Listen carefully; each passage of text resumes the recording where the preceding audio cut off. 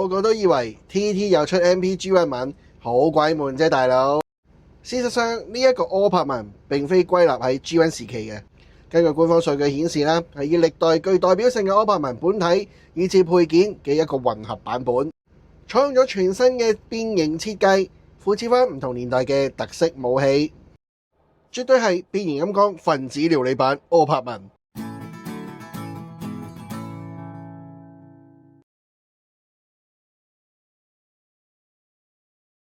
配合翻新題目、世代風格、合繪、描述等等，都採用咗全新嘅方式去演繹。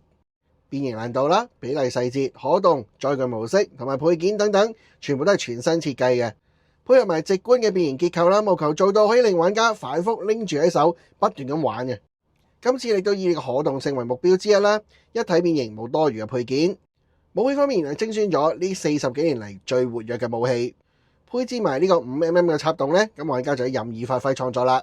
保護性相當高啦，而且清晰嘅包裝。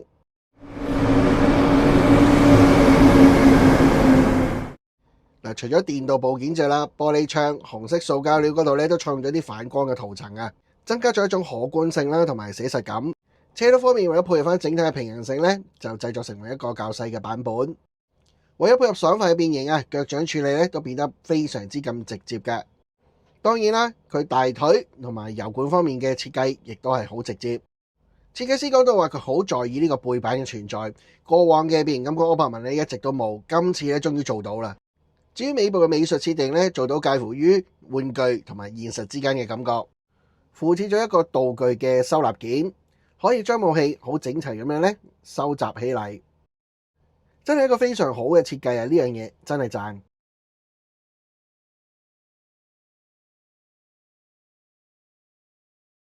咁始終係啲唔同類別嘅武器啦，擺埋一齊咧都有啲少少雜亂感嘅。但睇得出設計師有考慮到點樣收納得整齊啦，同埋好睇。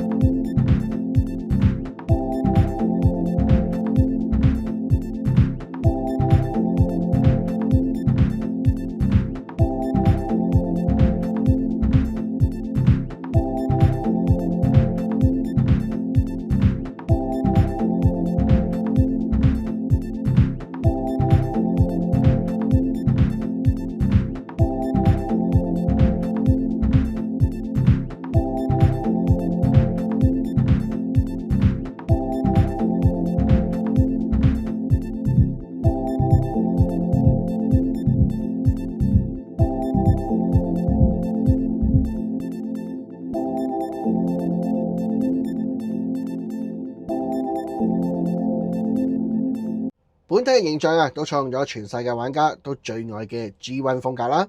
頭部嘅耳朵就變得長啦，偏向後期日系同埋勇者風格，採用咗好似 MP10 咁嘅控腰線條同埋細節啦。盔甲方面亦都用翻透明黃件處理，腿部就同電影同埋圍城嘅美術相似啦，有碌有膝甲，大腿直長有鋼鐵感。至於背部收納同埋變形方式亦都似 MP10 嘅。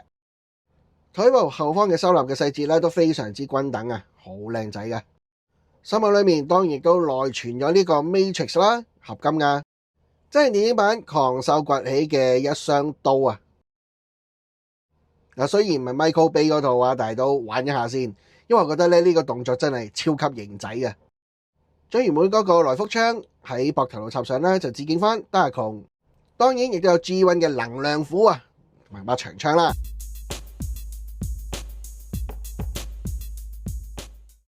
圍城裏面推出嘅盾斧因為佢玩法多樣備受注目嘅。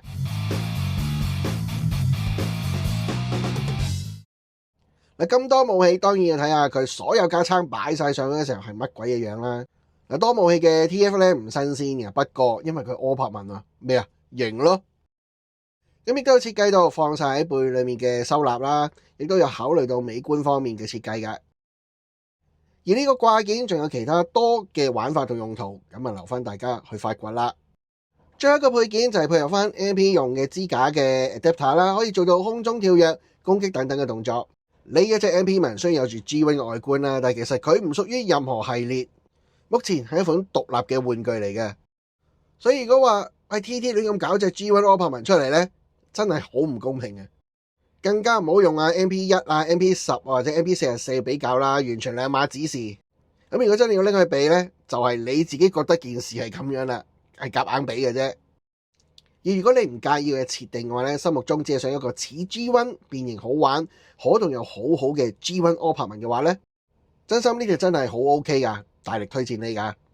咁就分享嚟到呢度啦。嚟到呢款作品有啲乜嘢嘅睇法呢？歡迎留言嗰度同我討論。